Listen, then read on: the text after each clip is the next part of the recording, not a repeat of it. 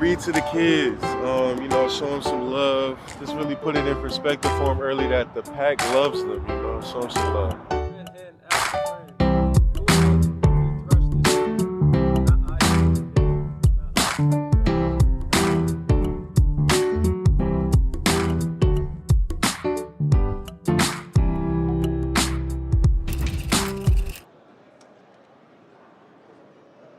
All right, we're back here in Uptown Charlotte. DJ Burns, Casey Morsell. You guys doing a little reading, huh? You got to be fun with the kids, though. There's nothing better. Oh, yeah. We love the kids, man.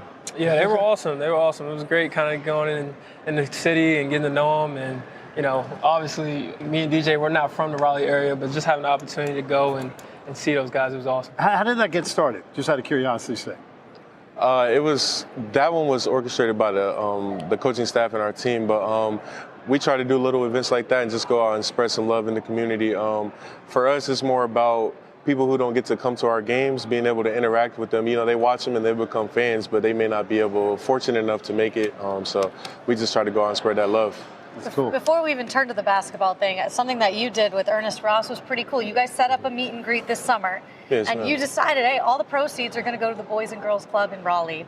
Why did you decide to team up with Ernest to do something like that? Me and him were having a conversation one day, and that's something like we both grew up in the Boys and Girls Club at the YMCA, and I don't know if there's too many programs like the YMCA, the one we had. So the next closest thing was the Boys and Girls Club. So we went in there and we did an NIL event there, and we were like, all these basketballs, they were beat up and old. So we were like, we're going to do the event and then we're going to go in and just give them all new stuff, just be able to give back to a community that did the same for us growing up. So you donated your time just to meet people, and all that money went back. That's really special. Yes, it's really cool stuff. By the way, that reward you get, the smile on the kid's face, you can't put a price tag on that, can you? They loved it, man. A lot of them were jumping around. It was kind of surprised because the first time we went in there, they were trying to act all cool, act like basketball players, whatever, dude. And then by the end, they were jumping around. It was pretty cool. You probably pretend like they could probably beat you too. I'm sure they're probably like they talk the most. Don't go, you trust me. Over to the basketball thing though. That's why we're here today. You guys representing your squad here in Charlotte. If you were to look ahead at the rest of the season, what would you say the word is that this basketball team is going to encompass as you lead into 23-24? One word. Well, the one word that we use is art. It means accountability, relentless, toughness together. As as part of our identity, as you walk through the facilities that we have, and you might hear Keys mention it a lot.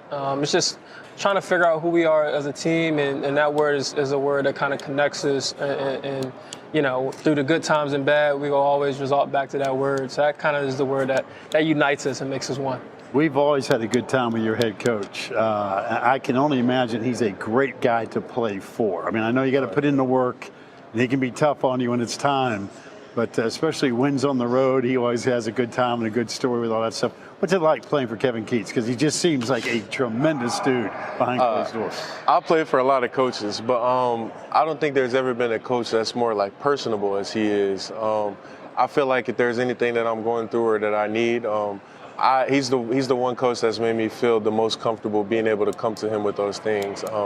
He's someone he makes it easy to have a tough conversation. And he's someone that you can look up to, and not just from a basketball aspect as a coach, but someone you can respect as a person as well. What kind of impact has he made on you, Casey? Well, obviously just, the believing in me, right? I think, coming from UVA and the whole transfer process, right?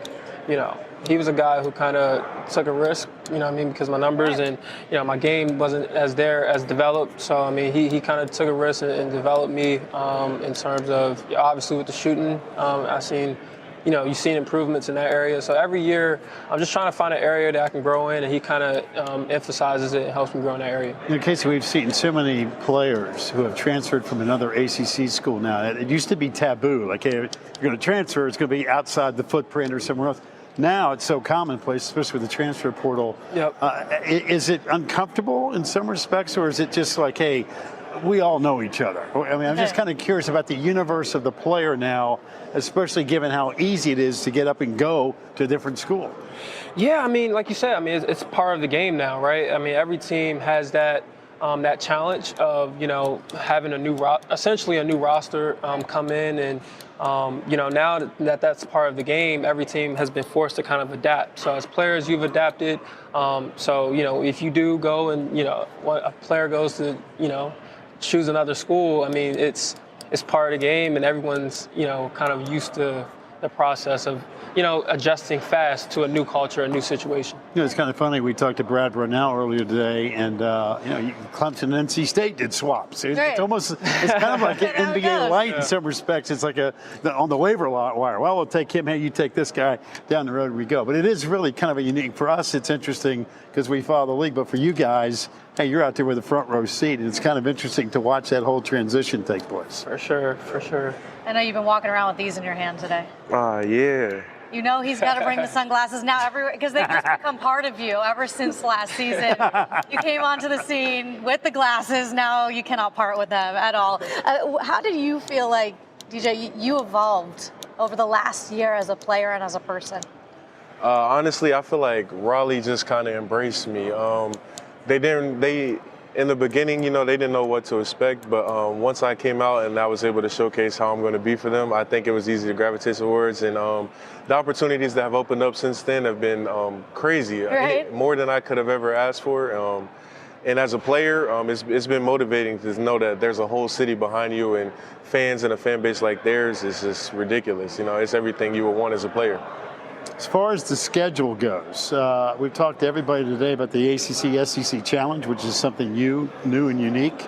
But what it's like for you guys when the schedule is finally released and you say, hey, man, we're going to go play X, Y, or Z. What jumps out at you for you guys? Yeah, I mean, as a team, we love our schedule, right? I mean, just as you see, we get, you know, Tennessee, Ole Miss, just, you know, and then you get a great opportunity in Vegas. And then even starting off with, you know, the smaller schools such as the Citadel, and those teams are all teams that help build a valid tournament resume.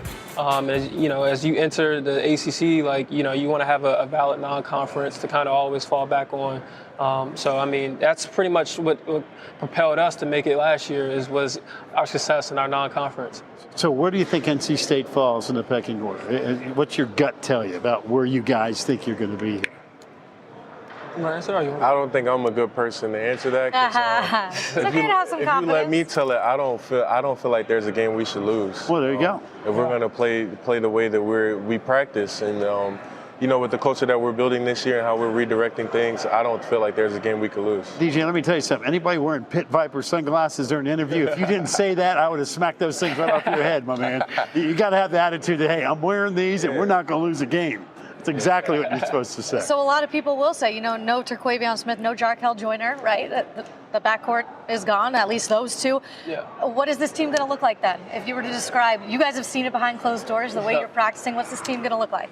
Yeah, I mean, one of the biggest things I would say is that we're going to be different. I'm not going to say, you know, we don't know if we'll be better or worse until, you know, we get out and start playing against live action. But, you know, the team will definitely be different. It will be a lot more, you know, versatility in terms of scoring, in terms of how we'll score the ball. Of course, we know we got DJ, and we'll play through him a lot. But just, you know, this team will definitely have to value things on the defensive end a lot more, and that has to be a staple of who we are. It's a big responsibility for you. That's part of your game. For sure, for sure. So that, like I said, man, that's definitely got to be part of who we are as a team, and not just me. All right, I'm going to throw something on you, and I'm curious to see what your answer is going to be. I think it's really cool what NC State's going to do, unveiling the statue of David Thompson. Did I say David Thompson? That resonate with you guys? Yeah, for sure. It does? Yes, sir. You know who David Thompson is? Yeah. Right. I would say one of the best, if not the best, ever played there. Yeah. Let me put those Pit Vipers on. I'll tell you, he's the best ACC player of all time. Not one of. He is the best ACC basketball player ever. By far. All right, I'm just telling you. 100%. Yeah. Just imagine me with those Pit Vipers on saying that to you. I agree with that. Yes, sir. That's going to be a very cool event at the NC State. That's coming up on December the 6th. Yeah, that is really cool. Yes, sir. All right, what's the rest of the day look like for you guys with Coach? Do we get ice cream on this kind of road trip? Or no ice cream? I know you don't do the ice cream I don't do thing. it anyway. You do the ice cream thing? Just vanilla with sprinkles. That's why I like. Rainbow sprinkles, chocolate sprinkles. Got to get the rainbow sprinkles. Okay, thank you. Just making sure. I was going to judge you if not. I remember we had DJ on the show, and we asked you about the ice cream. You're like, no, man, that's not me. I can't right now. I'm on a mission. That's it. I'm proud. I remember when you said that. Kind of skill, yeah. Listen, are you going to wear those for a game maybe one time? Oh, yeah, for sure. Yeah, you got it. I just want to see what it feels like to be you. You know what I mean? Yeah, check those out. All right. I look ridiculous. The Pit Vipers, that might be my thing this year. I look the same now? Yeah, there you go. I can play hoops now? Yeah, you can do something with those. right. I guarantee you. All right, thanks, guys. I wish you the best. Stay healthy. All that great Thanks, stuff. guys. For having us. Quick break when we come back. BC's in the house. That's right. Earl Grant coming up next.